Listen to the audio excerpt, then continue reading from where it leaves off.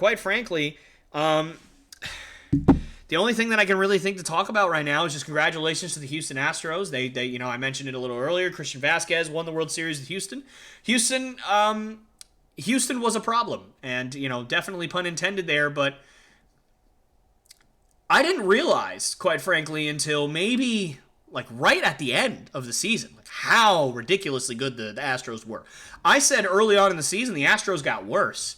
I don't think they did. I mean, I think they honestly got better. Justin Verlander, obviously, at 40 years old, after blowing out his arm, comes back and wins Cy Young and Comeback Player of the Year. Like just crazy stuff. They won 106 games. They got rid of Carlos Correa and somehow got better. They are unstoppable right now, and I like that they won the World Series, and I know that that's probably an unpopular opinion.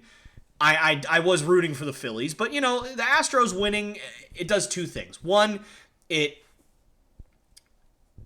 kind of takes that 2017 team that cheated and kind of not liberates them, because they can never be fully liberated for that blemish, but it still gives them something to hold their hat on. Like, no, this team that we built is good enough to win the World Series. Enhancement, no enhancement, cheating, no cheating, whatever. We did it, and they did. Obviously this year. So it does that, but also what it does is it really allows Dusty Baker to be one of the best coaches that has ever lived. Dusty Baker was one of the most beloved coaches. He's coached for the Cubs, he's coached for the Reds, he's coached for the Giants, he's coached for the Astros, obviously, different other teams.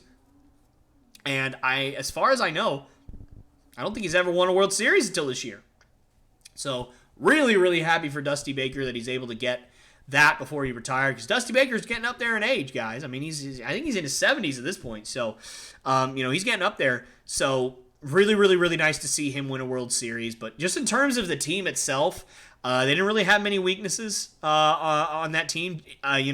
You could maybe say Jeremy Pena at shortstop was one of their bigger weaknesses on their team. And he just absolutely demolished in the postseason. So, I mean, they didn't have any holes. Their pitching was ridiculous this year, obviously with Justin Verlander, guys like Luis Garcia,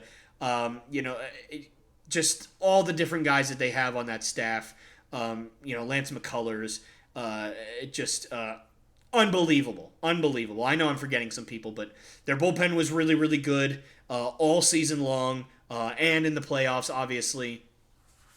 And, their offense, you had a guy that came in third place in the MVP voting in Yordan Alvarez in the middle of your lineup. You still have Jose Altuve, not quite in his prime, but probably toward the end of his prime. He's, in 32, 33 years old. He's getting to that point where he's probably going to start, declining a little bit, just as that happens with age.